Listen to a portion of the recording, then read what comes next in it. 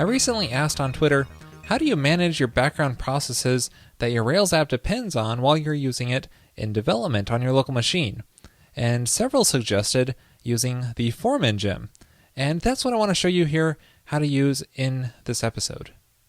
For example, this is a situation I was dealing with where I have a Rails app. In order to use it fully in development, I would need to start up a number of background processes, such as the Beanstalk daemon.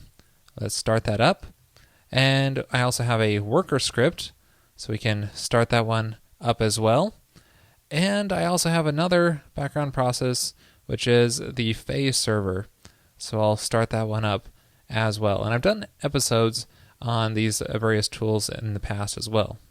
But the point is, I have to start up all of these background processes just to use my application in development.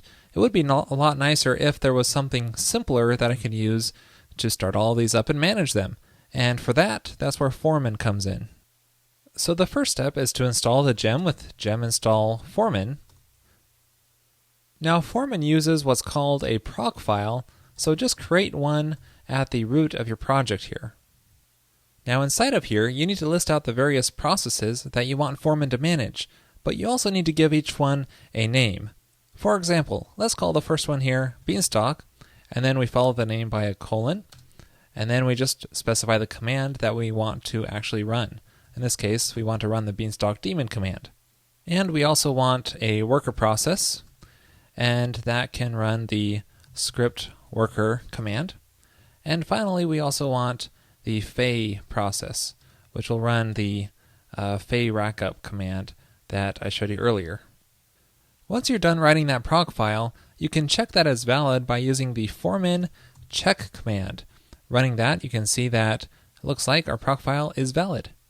So now with that proc file complete, you can simply run the foreman start command and check that out. Now each of the processes is running. Each one has their own separate process ID, but they're all managed by Foreman, and they're all started with a simple Foreman start command. And you can see all of their output nicely displayed right here in the terminal. And hitting Control-C here will stop all of them as well. It's so much nicer than managing them all separately. Now Foreman includes a nice man page documenting all of the options you can pass to it. Let me show you some of them here. If you just want to start up one process, you can pass that name in directly, such as Foreman start. Maybe just specify the phase server, and it will only start up that phase server. You can also specify how many of each process you want to start up using the C flag.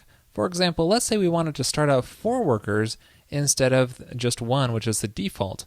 We can just pass in 4 like this, and it will start up 4 of those processes. Now Foreman also has an export command, and this is great for exporting your list of processes into something that you can use in production. It currently supports the init tab and upstart formats.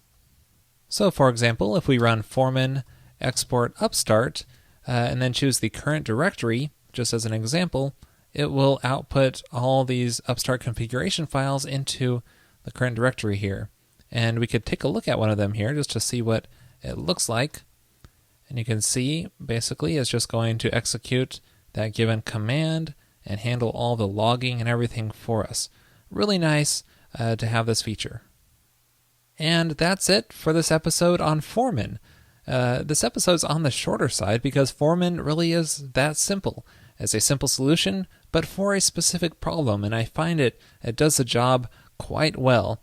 And maybe you will too. If you ever find yourself having to start up a lot of background processes in development just to get your Rails app into a working state, definitely consider using Foreman.